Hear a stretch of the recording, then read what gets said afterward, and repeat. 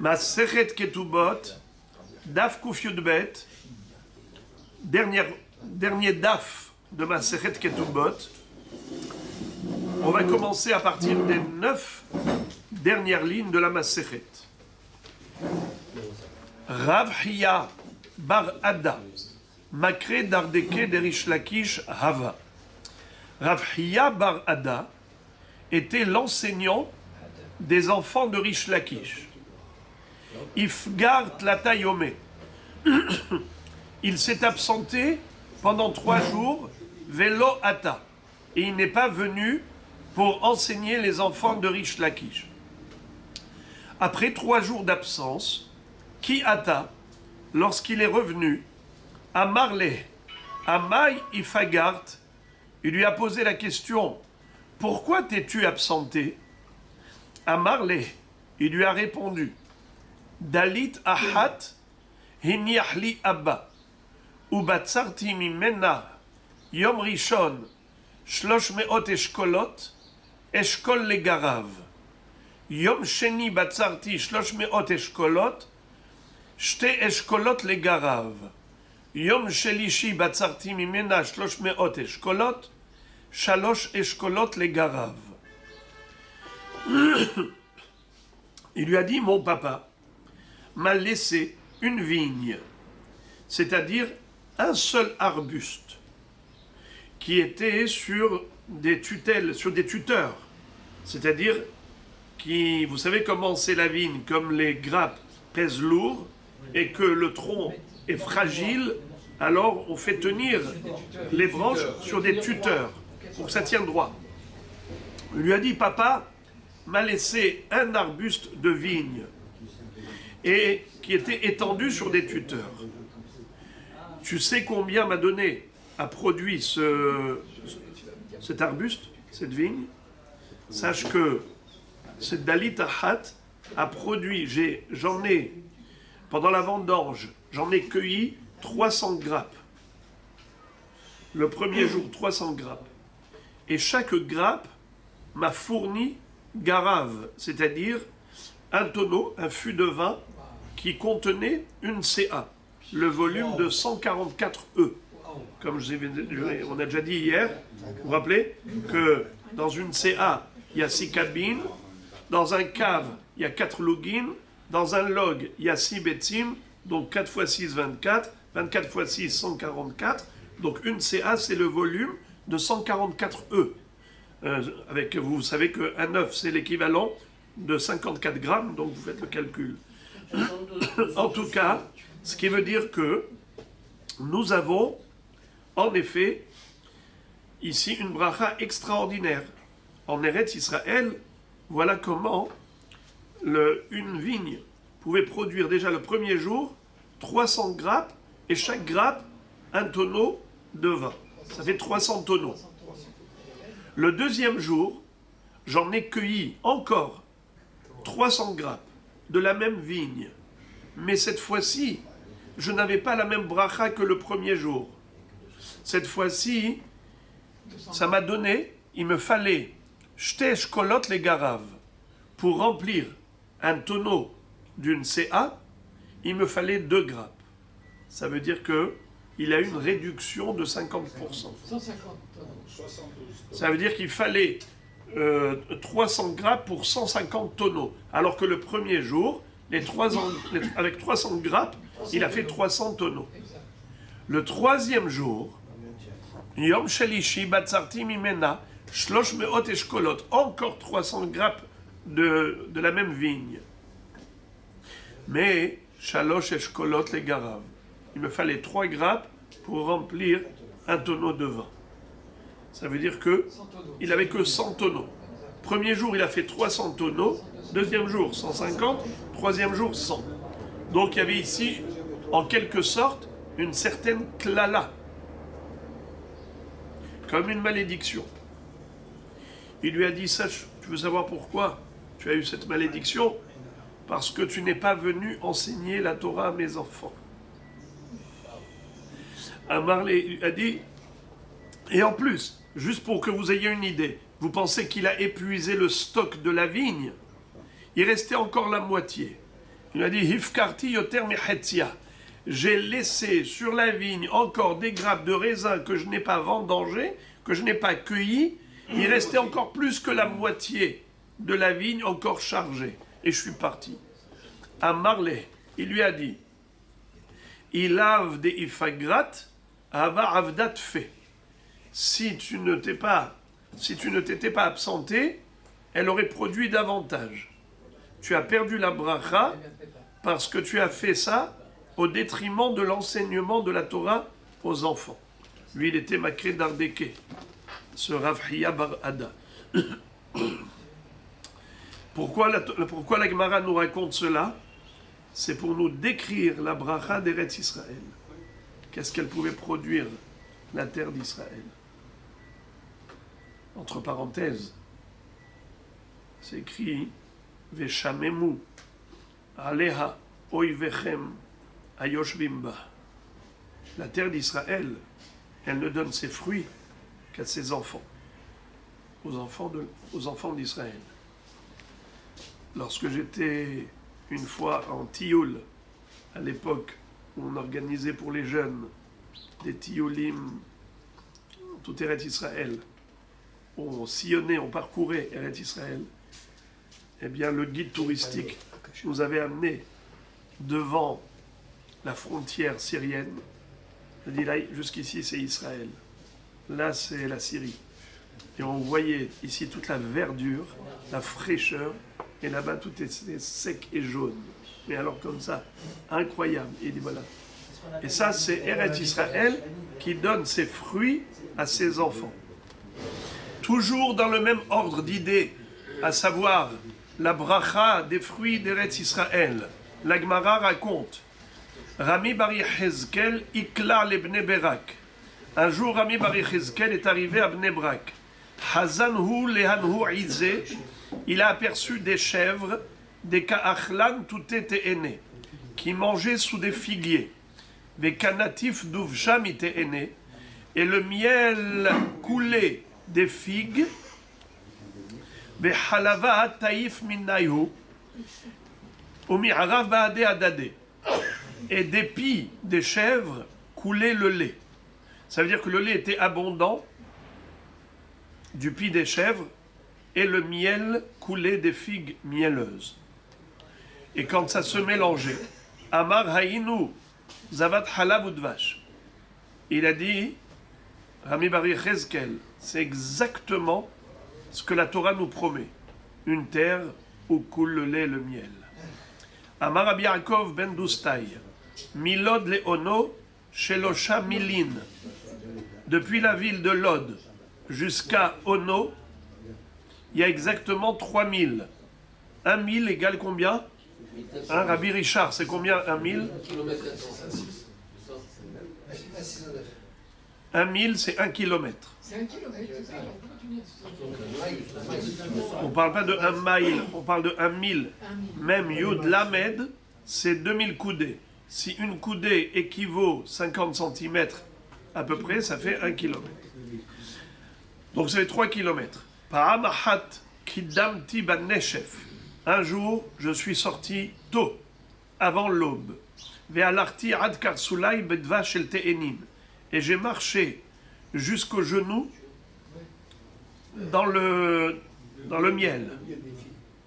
Amar Ish Lakish, les Didi Hazeli, Zavat Halab udva shel Tzipori.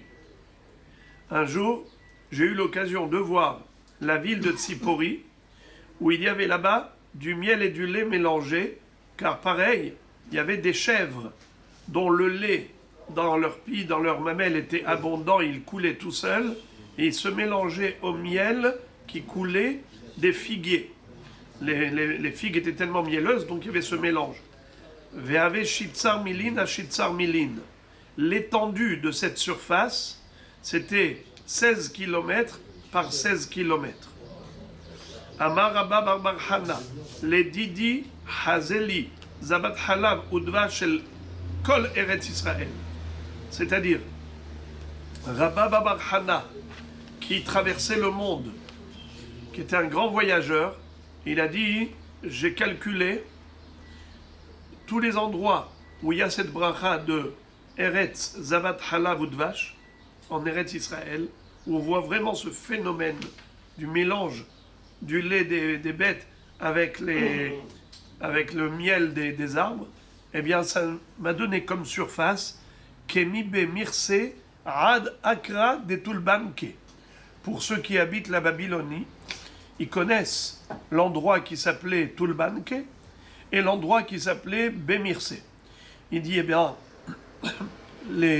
la surface de cet endroit-là, depuis Bemirse jusqu'à Tulbanki, c'est Esrin Vetartin Parse Urka ou Putia Shita Parse. C'est 22 parsaot de longueur et 6 parsaot de largeur. Combien c'est une parsa? 4000 lignes. Donc on a déjà dit que 1000 c'est à peu près 1 kilomètre. Donc 6 parsaot, 6 fois 4, 24. Donc la largeur, c'est 24 kilomètres. La largeur. Et la longueur, c'est 22 fois 4, ça fait 88. 88 kilomètres. Sur 24 kilomètres, toute cette surface-là correspond à Eretz, Zavat, Halav ou Dvash. Parce que si tu additionnes, tu accumules tous les endroits où on a ce phénomène de Zavat, Halav ou Dvash, eh bien ça nous donne ça. 88 km par 24 km. La Gemara raconte encore. Rabbi Halavo et Rabbi Avira et Rabbi Yossi Rabbi Hanina éclairou les Aouatra. La Gemara raconte encore des phénomènes merveilleux d'Eretz Israël, de ses fruits. Ils sont arrivés, ces trois hachamim, dans une ville, à Itukamayhu, à Farseka. On leur a servi une pêche. Des havaki ilfas kfarhino. La pêche, elle était tellement volumineuse qu'elle correspondait au volume d'une marmite qu'on utilisait, une immense marmite qu'on utilisait dans le kfarhino. Et la Gemara dit combien était le volume de cette marmite. Mais ilfas kfarhino kamahave, hamesh sein, l'équivalent de 5 sein. Et puisque une CA c'est l'équivalent de 144 E, quand on fait le calcul, ça fait 720. Et donc ça nous donne quelque chose comme 400 kilos presque. 380 kilos. Exactement. Alors les amis, qu'est-ce qui va se passer? Achlou shlish, ils ont mangé un tiers. Vehifkiru shlish, venatnu lifne behemtam shlish. Ils ont donné à manger à leurs bêtes, après avoir mangé eux un tiers de cette pêche. Ils ont donné à leurs animaux un tiers de cette pêche et ils ont abandonné un tiers de la pêche. Ça veut dire que, imaginez-vous un petit peu de quoi il s'agissait. Les Shana, Ikla Rabbi El-Hazar Leatam. L'année suivante, Rabbi El-Hazar est arrivé dans le même endroit, la même ville. Ve'aïtou les kameh. Et on lui a servi une pêche. Nakto beyade. Il a pris la pêche dans sa main.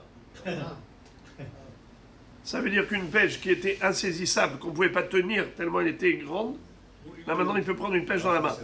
Et il a dit, cette malédiction est arrivée à cause des péchés des habitants de cette ville. Amar, Eretz Peri, Limleha, Meraat Yoshveba. Cette réduction de bracha, c'est à cause du mal commis par les habitants. Rabbi Yoshua ben Levi iklar les Gabla. Rabbi Yoshua ben Levi est arrivé dans une ville qui s'appelait Gabla. Hazanhu leanhu kitoufe. Et il a vu là-bas des grappes de raisin, des avoukaïmé qui réglaient, qui étaient suspendus dans le vignoble et qui ressemblaient à des veaux. Comme s'il y avait des veaux dans le vignoble, tellement les grappes de raisin étaient gigantesques. Amar Agalim ben Agefanim. Il a dit quoi? Il y a des veaux qui circulent dans les vignobles. Amroulé, Kitoufeninu. Ils lui ont dit, c'est pas du tout des veaux, c'est des grappes de raisin gigantesques comme des veaux. Amar, il a dit, Eretz, Eretz, Achnisi perotair. Il a dit à la terre, cache tes fruits. Lemi atmotsia perotair. À qui tu offres tes beaux fruits? Les Arvim alalou, à ces Aravim, chez Amdou Alenu, Behatotenu, qui sont venus nous conquérir, qui sont venus nous remplacer, nous chasser de nos terres pour prendre la place, c'est à eux que tu offres tes beaux fruits. Fais-les rentrer, cache-les, dissimule-les. Les Shana Ikla Rabbi Hiya le Atam. L'année suivante, Rabbi Hiya est arrivé dans le même endroit, la même ville. Hazanhu. De Avukaime Ke'ize. Il a vu que les grappes de raisin étaient grands comme des chèvres. Pas grands comme des veaux, mais plus petits. Amar, Izim ben Agefanim. Vous avez des chèvres ici dans les vignobles. Amroulé, Zil. L'otarvid là qui a Havrach. On dit, va-t'en, va-t'en. Ne nous fais pas comme il a fait ton ami. Rabbi Yoshua ben Levi. Il a porté son regard et il leur a fait une malédiction. Et il a causé une réduction du volume des grappes de raisin qui était semblable à des veaux. Maintenant, c'est semblable à des chèvres. Mais non, même ça, tu veux nous réduire par d'ici. Tanoura Banan, des Birkotea shel Eretz Israël. Hachamim nous raconte dans la Braïta. Lorsqu'Eretz Israël était béni, elle produisait Betsea Rosa Hameshed Ribo Kurin. Betsea, c'est une surface. Combien c'est la surface de Betsea, les amis? Qui est-ce qui sait? C'est 40. Quelle est la surface de Betsea? Quelle est la longueur et la largeur de Betsea? Alors, pour vous rappeler, rappelez-vous, le Mishkan. Quelle était l'étendue du Hatzer à Mishkan? C'était 100 coudées par 50 coudées.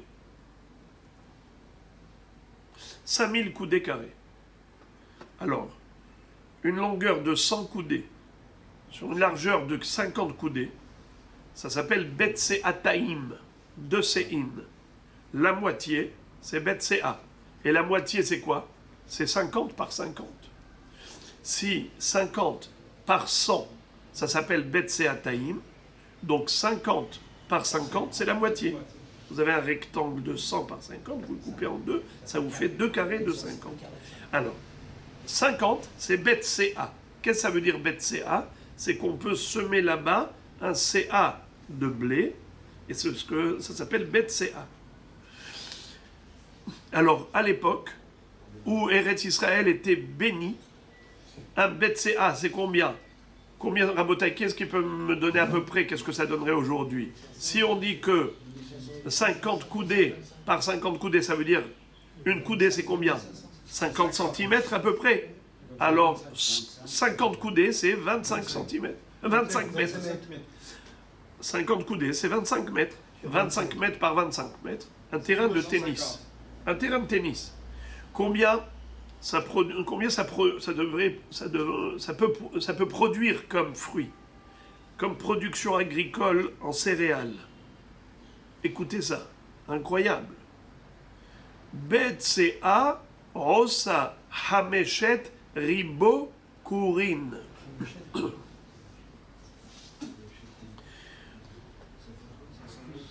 Ça pouvait produire 5000, parce qu'un ribot, c'est quoi un ribot? C'est 10 000. 5 ribots, c'est 5 fois 10 000. 50 000 courines. Et dans un corps, il y a combien de CA? Il y a 30 CA. Et dans une CA, il y a combien d'œufs? On avait dit 144. Donc 30 fois 144, c'est un corps.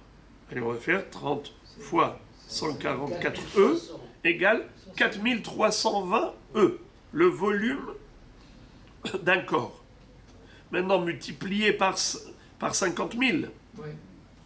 Parce que 5 000 courines, alors multiplié par 50 000, ça me donne 216 millions. Alors maintenant, ça c'est des œufs. Un œuf, on a dit, c'est 0,54 grammes. Alors on va faire multiplier par 0,54 grammes égale 116 640 000 kilos. Alors on va faire diviser par 1000.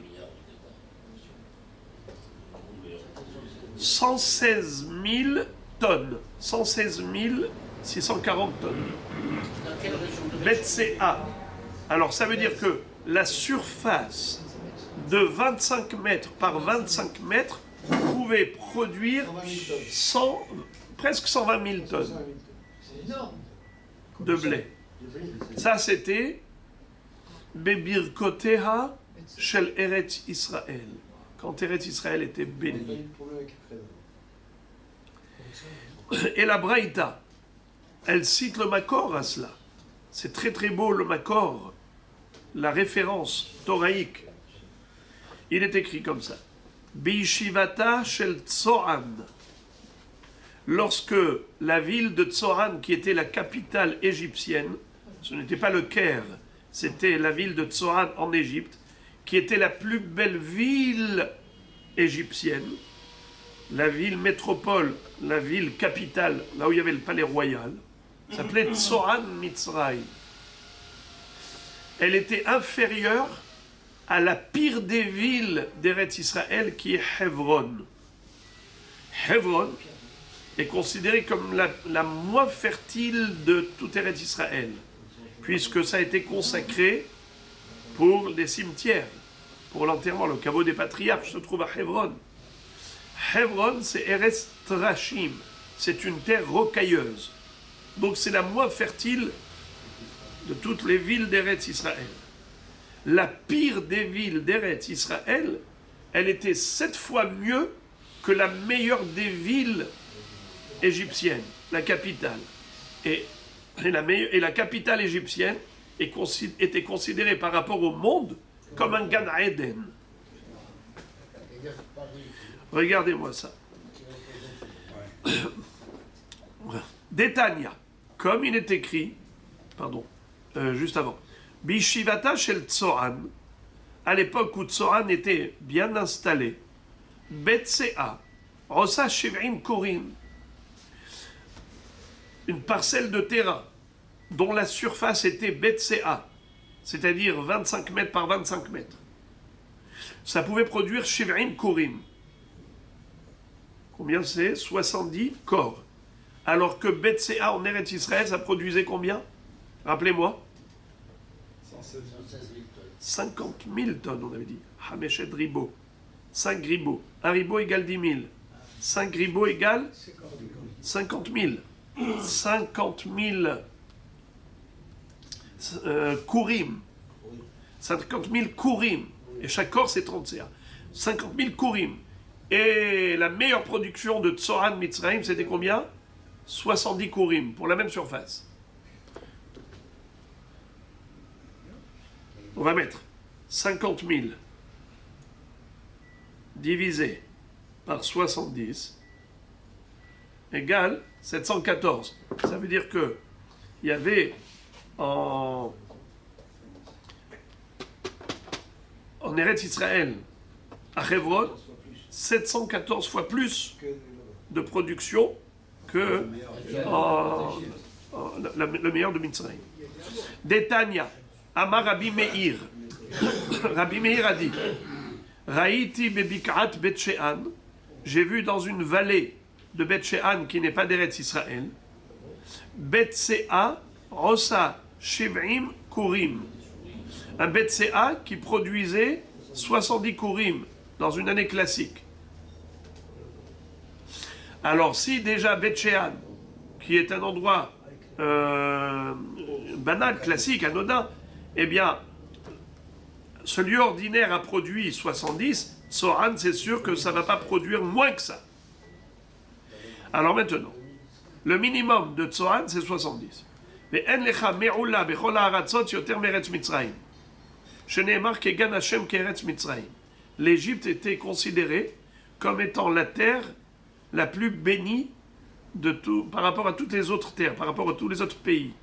Comme dit le Passouk, que Eretz Mitzrayim, c'était comme Gan Hashem, le jardin de Dieu. Ve'en lecha me'ula bechol Eretz Mitzrayim yoter mitzoan de'avu merabum bah melachim. Et la meilleure des villes égyptiennes, c'était Tsoan, puisque c'est là-bas qu'on élevait les rois, et donc ça veut dire que là-bas on installait les rois. Dirtiv ki hayu bet Tsoan sarav. lorsque les rois d'Israël allaient rendre visite aux rois égyptiens, et il leur apportait des cadeaux pour leur passer la pommade pour établir des relations diplomatiques, ils allaient dans la ville de Tsoan. En fait, c'est un petit reproche qu'on faisait à Israël de s'appuyer sur la grande puissance mondiale qui était l'Égypte. Qui ayoub et Tsoan sarav. Les sarim, ils allaient à Tsoan. Un peu comme les Américains aujourd'hui. Si on s'appuie, pas s'appuyer sur qui que ce soit autre qu'Hachem. Ve'en lechat rashim bechol eretz Israël yoter mechevron. Tu n'as pas de terre plus rocailleuse dans toute Eretz Israël que Hebron. De'avu kavreba shirve, puisqu'on enterrait là-bas les défunts. Ça a été choisi comme Arata Marpella. Va'afilu achi, et tout de même, bien que ce soit une terre rocailleuse, Hebron mevuna al achat mishiv'a betzoan. Hebron, elle est 7 fois plus fructueuse que Tsoan. Ça veut dire que la terre la moins productive d'Eretz Israël, la ville la moins productive, elle est 7 fois plus productive que la meilleure des villes du monde. Puisque Tsoan, c'est la meilleure ville d'Égypte, et l'Égypte, c'est comme Gan Hashem par rapport aux autres pays du monde. C'est dire la bracha d'Eretz Israël. Dirtiv, où est-ce que nous voyons que, en effet, Hebron est mieux que Tsoan Mitzrayim? Dirtiv, Hebron sheva shanim nivneta lifne Tsoan Mitzrayim. Il est écrit dans la Torah que Hebron est une ville qui a été construite 7 ans avant Tsoan Mitzrayim. Alors la Gemara fait l'analyse suivante. Maï nivneta, que veut dire qu'elle a été construite? Elima nivneta mamash, si ça veut dire vraiment qu'elle a été construite physiquement avant Tsoan, 7 ans avant Tsoan, c'est impossible. Pourquoi? Efshar Adam Boné Baït Libno Katan Kodem Shivne Libno Gadol. Est-ce qu'un homme va construire une maison à son jeune fils avant de construire une maison à son fils aîné? C'est-à-dire, qui est celui qui a construit la Mitzrayim? Qui est celui qui a construit Hebron? Eh bien, figurez-vous que c'est Ham. Noach avait 3 enfants, Shem, Ham et Yefet. Ham, le père de Kenaan, a construit Eretz Kenaan. Il avait 4 enfants, Cush, Mitzrayim, Put et Kenaan. Cush, c'était son fils aîné, Mitzrayim, son cadet, Put, le 3e, et Kenaan, le 4e. Hebron, c'est en Eretz Kenaan. Tsoan, c'est Eretz Mitzrayim. Lui, il avait 2 enfants, Mitzrayim et Kenaan. Hebron, il a construit pour qui? Pour le jeune fils, qui est Kenaan. Mitzrayim, pour le cadet. Alors quoi? Il va construire d'abord Hebron à Kenaan, son 4e fils, avant de construire Tsoan à son 2e fils qui est Mitzrayim. Kush, Mitzrayim, Put ou Kenaan. Alors comment est-ce possible que Hebron nivneta sheva shanim lifnet Tsoan Mitzrayim? C'est impossible. Alors là, du coup, on nous dit que le mot nivneta, c'est pas dans le sens de la quantité, mais de la qualité. C'est-à-dire, on ne parle pas de binyan dans le sens de construction, on parle de binyan dans le sens de qualité.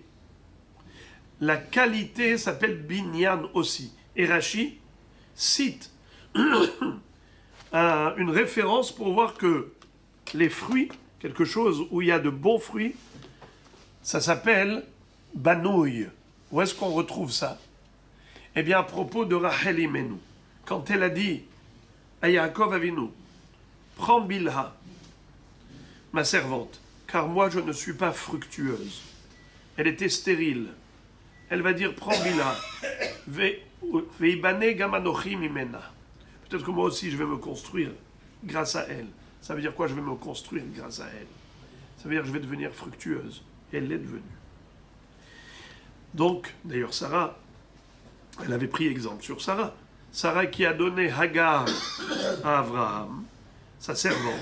Elle a dit, Abraham, toi tu n'as pas d'enfant à cause de moi. Moi je n'en ai pas, mais au moins que toi tu en aies. Et lui a donné Hagar. Grâce à cela, Sarah aussi a eu un enfant. Rachel, elle a dit la même chose, je vais faire la même chose. Je vais donner Bilha à Yaakov, et peut-être, moi aussi, j'aurai des enfants. Ibane, Gam Anochi, Mimena. Et qu'est-ce que ça veut dire Ibane? Rachid dit, Mevuna Lachon Peri, Kedirti Ibane Gam Anochi Mimena. Donc ici, Vehevron, Sheva, Shanim, Nivneta, Lifnet, Tzoran, Mitzraim, ça ne veut pas dire que Hebron a été construite au niveau du temps 7 ans avant. Mais non, ça veut dire ici que Hebron, elle était 7 fois plus fructueuse que Tzoran Mitzraim. Alors maintenant, regardez le calcul qu'on va faire. Je vous le dis oralement, et après on va le voir dans le texte. On a dit que Beth Shean, la vallée de Beth Shean, qui était de Chutz Laaretz, ça avait produit combien? 70 kourim. C'est ce qu'il avait vu. Et donc Tzoan, qui est de Chutz Laaretz, ne peut pas être inférieur à cela. Donc 70 kourim. Eretz Israël, on a dit c'est 70 fois plus. Alors, 7 fois plus, excusez-moi. Hebron était 7 fois plus que Tzoan. Alors 7 fois 70, ça fait combien? 490. Très bien. 490, ça c'était par rapport à Beth Shean. Le calcul par rapport à Beth Shean. Or, Tzoan était meilleur. Donc on va passer de 490 kourim à 500 kourim. Puisque Tzoan, c'est un peu plus. C'est un peu meilleur. Maintenant, ça, c'est en temps normal. Mais en temps de bracha, quand Eretz Israël, elle est bebirkotea, où est-ce qu'on retrouve la bracha dans la production agricole d'Eretz Israël? Eh bien, chez Yitzhak Avinu alav shalom. Vayimtza ba'aretz hahi mea she'arim. Vayivarechehu Hashem. Quand il a semé, il a récolté, Akadosh Baruch Hu lui a donné une bracha. Vayivarechehu Hashem. Combien il a trouvé? 100 fois plus. Vayimtza ba'aretz hahi mea she'arim. Donc, si en temps normal, Hebron produit 500 kourim, ce qui est 7 fois plus que Tzoran Eretz Mitzrayim. Et on avait vu que Beth Shean c'était 70 kourim, et donc Tzoran, quand on est dans le 7 fois plus que Tzoran, ça nous donne 500 kourim. 500 multiplié par 100, ça fait 50 000. Donc on arrive à 50 000, à 5 ribos. C'est quoi Hamesh ribo? 5 fois 10 000, car ribo c'est 10 000. Hamesh ribo, c'est 50 000. 50 000 kourim. 50 000 kourim. On avait quoi calculé? Presque 120 tonnes pour une bête CA. Une surface de 25 mètres sur 25 mètres. De 25 par 25 mètres, ça produit presque 120 tonnes. Ça, c'est Bécharat Birkotea chez Eretz Israël. Quand on est fidèle à Akadosh Baruch Hu, je vous dis, ne vous inquiétez pas. Im bechukotai telechu, venatati gishmechem beitam, venatna haaretz yevula, ve'etz hasadeh iten pirio. Ça veut dire que on vit des miracles en Eretz Israël. Ce n'est pas de l'ordre de la nature, c'est la bracha d'Akadosh Baruch Hu. Donc, si on est méritant comme Yitzhak Avinu alav shalom, alors Eretz Israël, elle est bebirkotea, et elle produit à profusion. Alors, ce qu'on a dit oralement, on va essayer de le voir maintenant.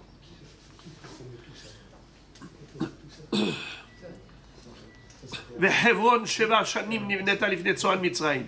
Mai nivneta? Elima nivneta mamash. Efshar adam bone bait livno katan קודם שיבנה לבנו גדול, שנאמר, ובני חם, כוש ומצרים ופוט וכנען, אלא שהייתה מבונה על אחת משבעה בצוען.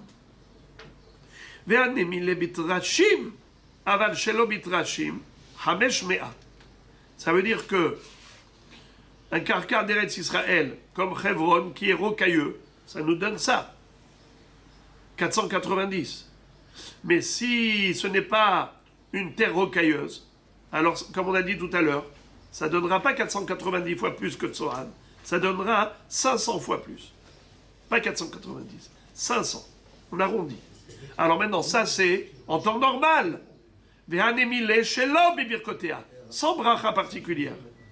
Aval bibirkotea, mais s'il y a une bracha d'Hachem,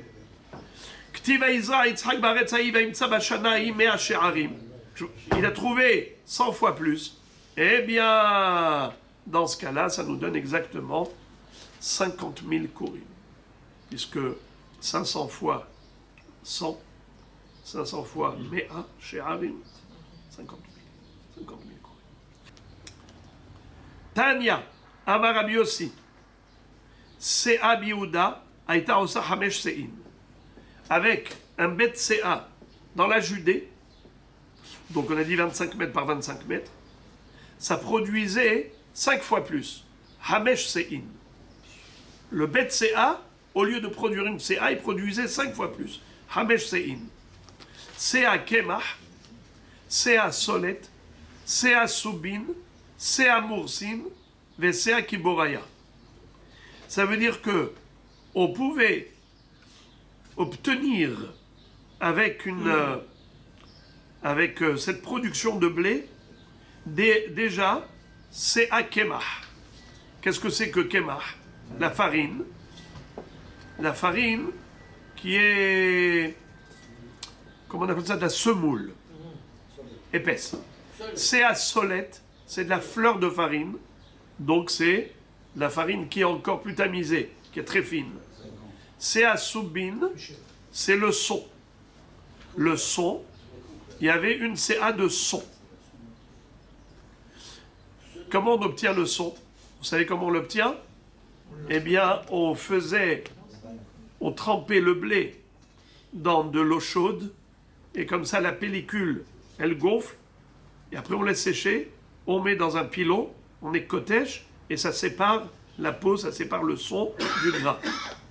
Vesea Moursin, et Moursan, c'est déjà la grande écorce du grain de blé. Sea de Moursan, ça il donne en général aux animaux.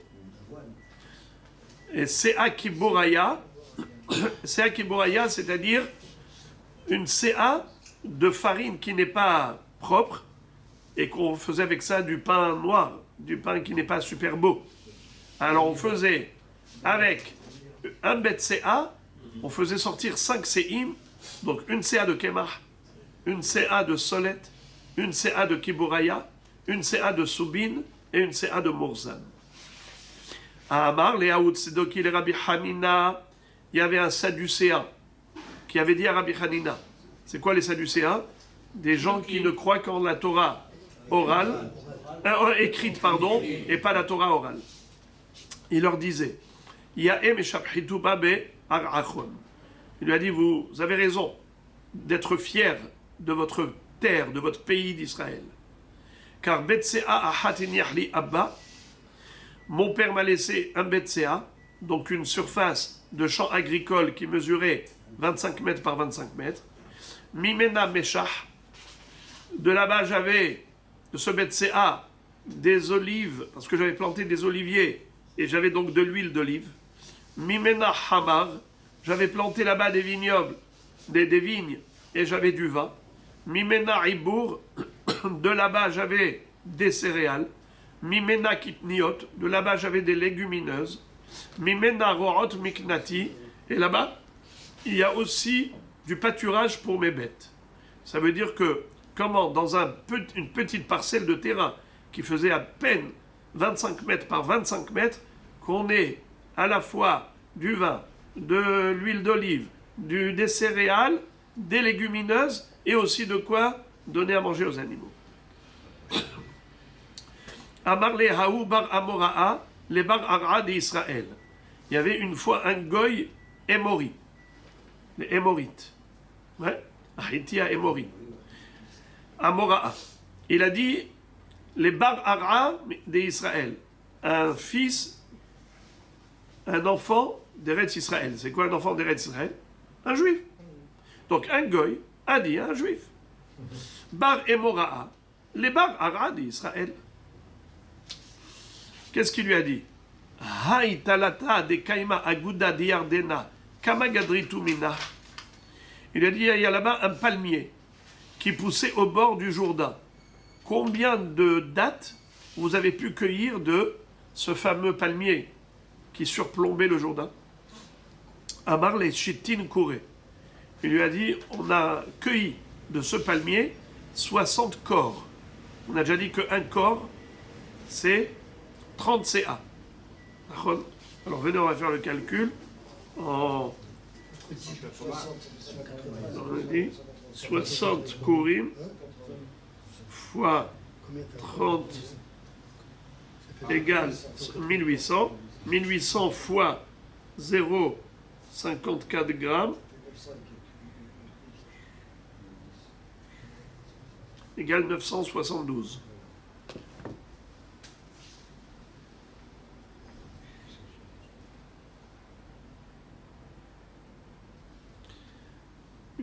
Presque une tonne.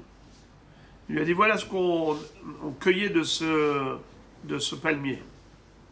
Amar le Artelo Aili Touba, arrive-toi. Il lui a dit, vous êtes à peine rentré en Israël. Vous n'êtes même pas encore rentré en Israël, déjà vous l'avez détruite. Anan mea veresrin kouré aba gazrinan mina.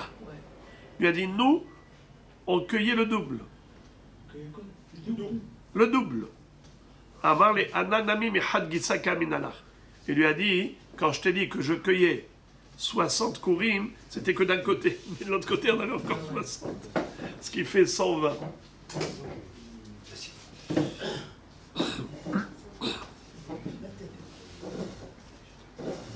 Amar Afrizda, Maïdirtiv, Vaeten lach Eretz Hemda, Nahalat Sevi. Je t'ai offert une terre gracieuse, convoitée, un héritage de cerfs, de gazelles. Lama Eretz Israël Nimshela Litzvi. Pourquoi la terre d'Israël s'appelle la terre du cerf?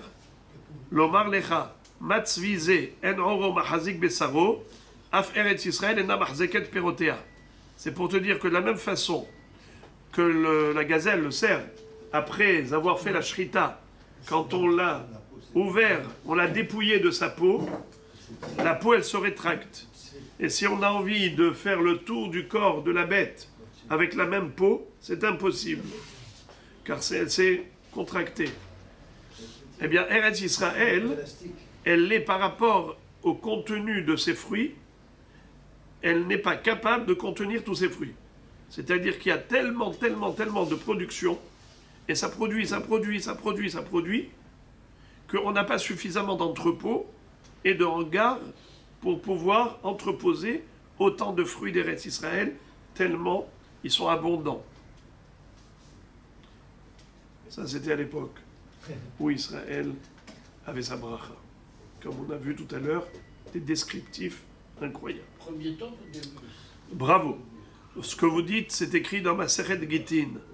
Lorsqu'on a décrit la population qui habitait en Eretz Israël, où il y avait, pareil, des chiffres astronomiques d'habitants, eh bien, il y avait quelqu'un, un tzeddoki, qui avait dit, c'est n'importe quoi ce que vous racontez, on peut même pas mettre 600 000 roseaux là-bas, et vous dites qu'il y avait 600 000 personnes dans ce lieu. Il lui a dit, Eretz Israël s'appelle Eretz Hatzvi, comme la peau du cerf qui se rétracte après l'avoir abattu et qui ne peut plus l'envelopper, le contenir. Ainsi, Eretz Israël, quand ses enfants ne sont pas là, elle paraît petite. Mais quand ses enfants arrivent, elle les accueille tous. Alors, ici pareil, c'est dans le sens des fruits à profusion. Davar aher, matzvi ze kal mikol ha'hayot, aferet Israël kalal mikol haratzot levachel perotea. Deuxième comparaison entre la terre d'Israël et le cerf, c'est sa rapidité.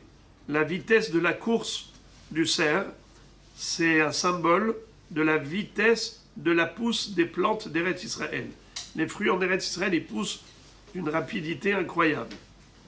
La Gemara dit, si tu compares la qualité des fruits d'Eretz Israël, la rapidité, la quantité, comme on a dit, énormément de fruits, ils poussent très vite. Alors peut-être qu'il faut pousser la comparaison encore plus loin, peut-être même au niveau de la qualité, c'est-à-dire le cerf, il est maigre, il a de la chair maigre, il n'a pas de la viande grasse, pas de la chair grasse. Est-ce que les fruits d'Eretz Israël aussi, ils ne sont pas gras, ils sont comme ça maigres, ou bien au contraire, sont des fruits juteux, gras. Bon, alors si tu compares au cerf, alors il te dit comme ça, Ima tsevize kalve en besaro shamen, de la même façon que le cerf, lui, il est agile, il est léger, mais il a une chair qui est maigre, af Eretz Israël, kalla levachel, ve'en perotea shmenim. Alors, en effet, c'est vrai que Eretz Israël fait pousser ses fruits rapidement, mais peut-être que aussi ses fruits sont maigres.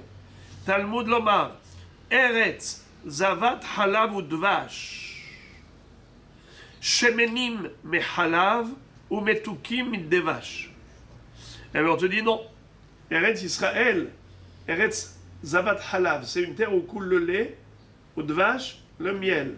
Eh bien ces fruits sont plus doux que le miel et sont plus gras que le lait. Le lait, il est crémeux. Comment on retire le beurre du lait? C'est pour ça que le lait que vous connaissez aujourd'hui, c'est un lait qui est écrémé. Mais sinon, le lait à l'état pur, c'est très gras. Moi, j'ai eu l'occasion à l'époque, quand on habitait en campagne, on devait parfois aller à la traite. Et donc, quand vous ramenez le lait à l'état pur, vous avez de l'huile qui monte à la surface, vous avez le beurre, la crème fraîche. Et bon, mais qu'ils sont, c'est très gras. Alors il dit, shemenim mihalav, plus gras que le lait, ou metukim mit devash. Rabbi Elazar qui avait salik l'Eretz Israël, Rabbi Elazar, lorsqu'il est monté en Eretz Israël, il a dit, j'ai échappé à une première malédiction. Qui samrou. On va voir tout de suite c'est quoi les 3 malédictions auxquelles il a échappé. Quand il a fait sa aliyah, il a dit déjà j'ai échappé à une première malédiction. Paltele mihada. Ki samrou amar palteli mitarte. Quand il est devenu Dayan, eh bien il a dit maintenant j'ai échappé à 2 malédictions. Qui êtes-vous soda ibbour, lorsqu'on l'a carrément associé au conseil des Hachamim, qui était responsable comment on appelle ça, du calendrier, de la fixation du calendrier annuel, Ibour Hashana, s'il faut rajouter un deuxième Adar et ainsi de suite. Quand il a fait partie de ce Beddin, il a dit maintenant, j'ai échappé même à la 3e malédiction. De quoi on parle? Sheneemar Ve'ita Yadi El Hanevi'im Ahozim Shav Ve'akosmim Kazav Besod Ami Lo Yiyu Ubichtav Bet Israël Lo Yikatevu Ve'el Admat Israël Lo Yavo'u. Alors, Mefarel Besod Ami Lo Yiyu Zehu Sod Ha'ibur. C'est-à-dire que le secret du calcul du calendrier juif, eh bien c'est quelque chose qui est un secret qui appartient à Israël, qui n'est pas révélé aux nations. Ubirtav bet Israël oikatevu zesemicha. C'est-à-dire que nous avons un livre dans lequel se trouve compilé le nom de tous les dayanim qui seront smuchim au sein d'Israël. Ve'el admat Israël oyavohu kemashmao. Ils ne mériteront pas de venir en Eretz Israël, kipshuto. Alors Rabbi Elazar, quand il est arrivé en Israël, il dit voilà, je suis arrivé en Israël, j'ai échappé à la 3e malédiction. Quand il a eu la smicha, il dit Baruch Hashem, j'ai échappé à la 2e malédiction, puisque maintenant je fais partie des Dayanim. Et ensuite, quand il a eu la révélation du secret du calendrier juif, Sodaribour, il dit maintenant, j'ai échappé à la 3e malédiction, puisque j'ai mérité de faire partie de ce conseil de ces chachamim qui allaient établir le calendrier annuel. Rabbi Zera, qui avait salik le Eretz Israël, lo ashkach mavra le mirvar. Vous savez que Rabbi Zera avait fait sa aliyah. Qui est Rabbi Zera, lorsqu'il a voulu faire sa aliyah, il n'a pas été dire au revoir à Rabbi Yehuda. Parce qu'il savait que Rabbi Yehuda était contre la aliyah de la Babylonie en Eretz Israël. Il avait dit Kol haoleh mi Babel le Eretz Israël over be'aseh. Il transgresse une mitzvah ta'aseh, laquelle, quel était le pasuk qu'il avait cité? Babela yuva'u veshama yiyu ad yom pogdi otam neum Hashem. Ils iront en Babylonie, ils resteront là-bas jusqu'au jour où je les ramènerai en Eretz Israël.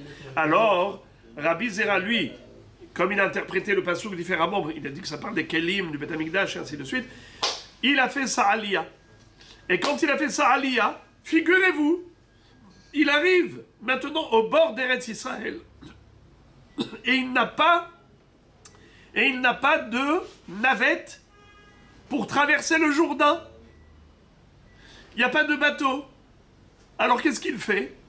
Ils avaient des endroits où c'était étroit. On pouvait traverser le Jourdain par un pont. Mais il n'y avait même pas de pont. C'était quoi?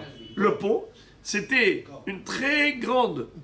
comment on appelle ça? Un tronc de bois qui était très long, qui était posé d'une rive à l'autre du Jourdain. Un ponton. Et avec une corde dessus. Donc la personne qui marchait sur le ponton, il se tenait à la corde pour ne pas tomber dans l'eau. Alors, il y a là-bas quelqu'un qui l'a vu. Je répète, Rabbi Zera qui avait salik l'Eretz Israël, Rabbi Zera lorsqu'il a fait sa aliyah, lo ashkach mavra le mirvar, il n'a pas trouvé de bateau pour traverser le Jourdain. Nakad ben Mitzra et Karavar, il a attrapé donc la corde et il a marché sur ce ponton qui était étroit. À Marléaout Tsedoki, il y avait là-bas un Sadducéen qui ne croit pas en la Torah orale. Et il va lui dire Hamapziza, dekadmitu pu maichu leut naichu, arte bebzizu taichu kamaitu. Exactement les mêmes mots qu'on retrouve dans Maseret Shabbat Daf Petet, où Rava était en train d'étudier la Torah et il avait sa main sous ses jambes, n'est-ce pas? Et il y avait un clou dans la chaise. Et il s'est blessé la main, il y avait du sang qui giclait. Qui l'a vu? Un Tsedoki. Il a vu plonger dans l'étude et il ne s'est même pas rendu compte de la blessure. Il lui a dit Amabziza, de kadmitu pomaichu leudnaichu, adain bibzizu taichu kamaitu. Traduction. Il a dit vous êtes un peuple irréfléchi, un peuple hâtif. Vous agissez dans la hâte, puisque vous avez devancé la bouche à l'oreille. Vous avez dit Naase venishma.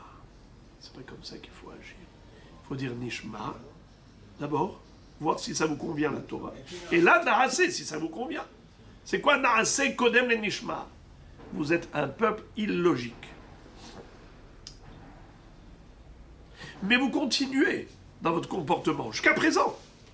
Mais regarde ce que tu fais, toi, Rava, tu es en train de te blesser pour ton étude de Torah. Tu fais abstraction de tout, il n'y a que l'étude. Il n'y a que la Torah qui compte, et ton corps. Il lui dit la même chose à Rabbi Zera.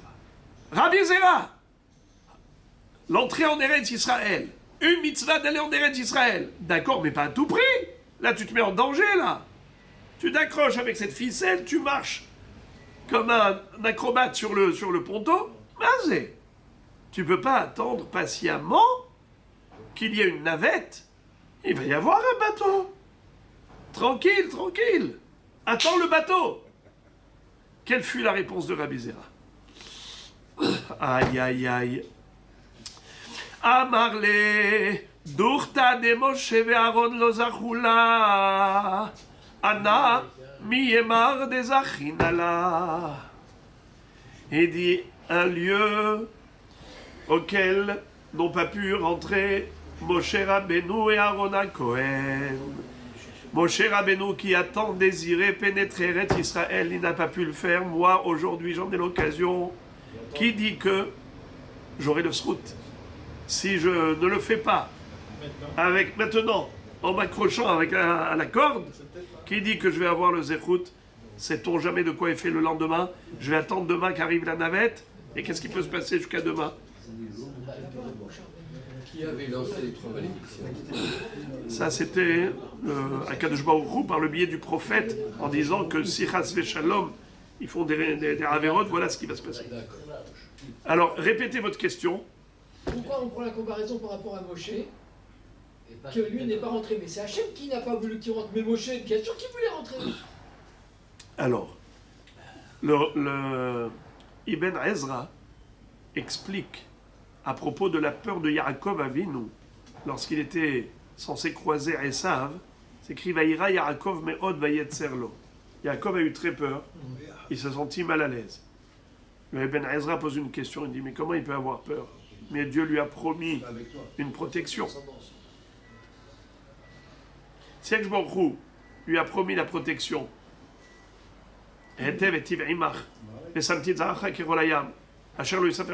pourquoi il a peur? Il a peur parce qu'il pensait qu'il avait une faute. Alors, voilà. Alors il dit Shema Yigrom Achet. Peut-être qu'il pourrait avoir une faute qui va faire en sorte qu'il ne méritera pas d'échapper à Esav.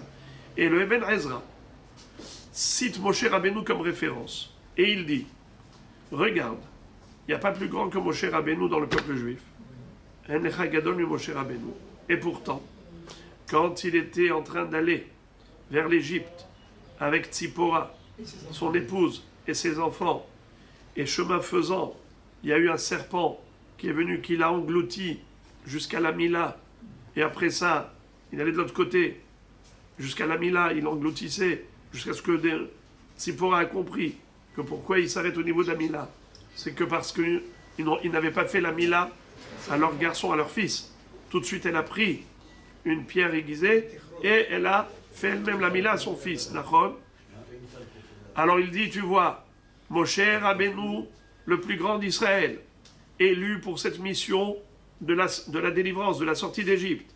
Et en pleine mission, il a été menacé de mort. Pourquoi? Parce qu'il n'avait pas encore fait la Mila à son fils. Il dit, tu vois, que les tzadikim, ils comprennent quel est le risque d'une Avera. Nous, on se croit parfait, mais on n'est pas irréprochable. Alors, peut-être que je n'aurai pas le srout. C'est pour cela que, dès que l'occasion se présente à moi d'entrer en Eretz Israël, j'en profite. Sait-on peut-être que Chas Shalom, ce soir, je fais une Avera, demain, je perds le srout. Rabbi Abba, Menashe Kipé de Ako. Rabbi Hanina, Metaken Matkele. Rabbi Abba, il embrassait les rochers de la ville de Akko. Il disait, ça c'est les pierres d'Eretz Israël. Il les caressait, il les embrassait. Rabbi Hanina, à chaque fois qu'il voyait qu'il y avait un obstacle, chemin faisant, en Eretz Israël, il retirait l'obstacle. Pourquoi? Regardez le dernier hachis de la page. Metaken mitkele, mashve ou metaken mirchole ha'ir, mehamat hibbat ha'aretz. Pour l'amour d'Eretz Israël. Shaita haviva alav, ou mehazer shelo yetze shemra ala drachim. Il ne voulait pas qu'il y ait des gens qui disent oh, que c'est désagréable de marcher ici. Tu vois pas les routes d'Eretz Israël comme elles sont mauvaises. Pour que personne ne dise du mal d'Eretz Israël, alors il retirait tous les obstacles du chemin. Dans le même ordre d'idée, il y avait un autre d'autres rabbanim, Rabbi Ami et Rabbi Assi. Quand ils enseignaient, ils allaient du soleil à l'ombre et de l'ombre au soleil. Qu'est-ce que ça veut dire? Lorsqu'il faisait froid, ils allaient au soleil. Quand il faisait chaud, ils quittaient le soleil pour aller à l'ombre. Pourquoi? Parce qu'ils disaient, si on reste dans un endroit désagréable, qu'est-ce que les gens vont faire? Ils vont se plaindre. Ils vont dire, ouf, dans ce pays, invivable, désagréable. Eh bien, pour pas que les gens se plaignent d'Eretz Israël, ils faisaient tout pour que les gens se complaisent là-dedans. Donc, c'est certainement l'idée de ceux qui ont développé le Masgan en Israël. Alors, regardez, Rashi, Kaime Mishimsha Letula, כשהשמש הגיע למקום שהיו יושבים וגורסים וחמה מגדרת עליהם, עומדים משם לשב בצל, ובימי הצינה עומדים מן הצל ויושבים בחמה כדי שלא יוכלו להתרעם על ישיבת ארץ ישראל. כי רצו עבדיך את אבניה. Regardez, Rabbi Chia bar Gamda, Minganda be'afara. Rabbi Chia bar Gamda, il se roulait dans la terre d'Israël. Minganda be'afara. Shenemar ki ratsu avadecha et avaneha. Ve'et afara yechonenu. Tes serviteurs, ils veulent les pierres d'Israël. Ils se roulent dans sa poussière. Amar Rabbi Zera, Amar Rabbi Yirmiyah bar Abba.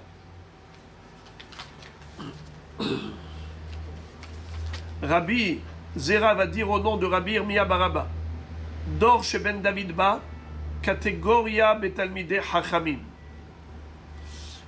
Pourquoi est-ce qu'on parle de ça maintenant? Tosfot disent, Aïde de Aïre be birkata olam haba, laïnou limota mashiach, nakatla namehachi.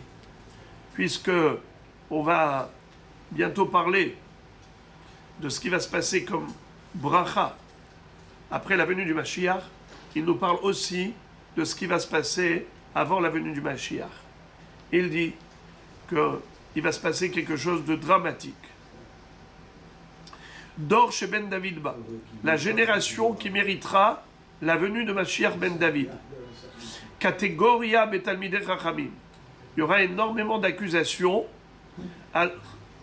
adressés aux Talmidei Chachamim. Ça veut dire qu'ils seront pointés du doigt pour les considérer comme étant négatifs, critiqués. Ils seront critiqués. Comme ça dit Rashi, catégoria. Harbe mastinim ou melamdim chova ya'amdu alehem. Il y aura énormément d'accusateurs contre les Talmidei Chachamim. Qui amrita kame di Shmuel amar tziruf achar tziruf, sheneemar ve'od ba Syria ve'shava ve'aita levaher.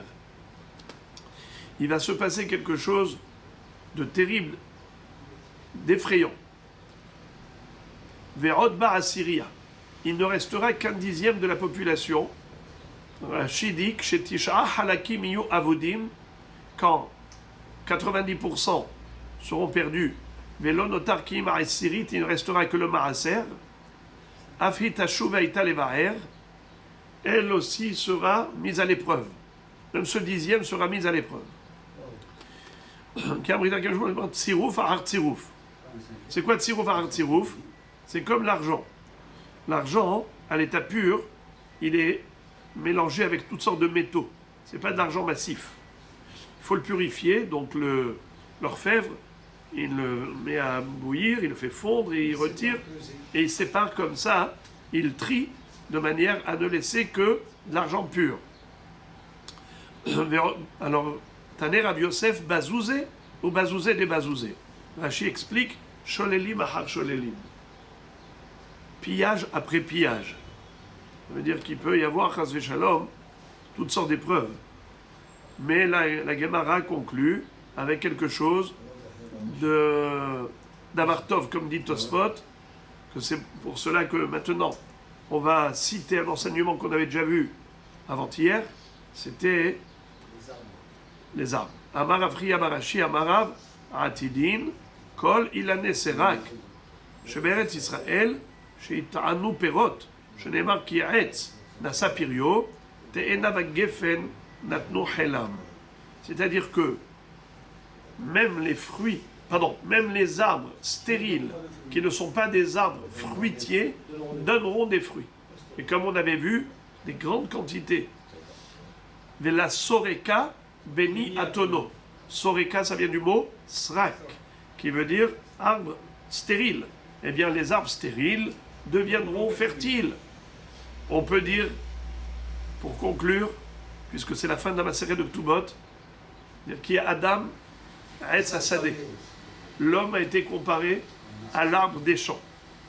Même l'homme stérile, c'est-à-dire celui qui aujourd'hui a du mal à produire de la Kedusha, a du mal à faire jaillir dans son cœur des sentiments d'amour d'Akadosh Baruch Hu et l'accomplissement de mitzvot et l'implication dans la Torah comme il se doit, eh bien, lors de la révélation d'Akadosh Baruch Hu après la venue du Mashiach, où Malé Haaretz, De'aret Hashem Kamaim Layam Echassim, la terre se remplira de la connaissance de Dieu comme l'eau remplit le lit de l'océan, eh bien, même le cœur stérile deviendra fertile, Shifri, Kamaim Liber, Nochar, Pene Hashem.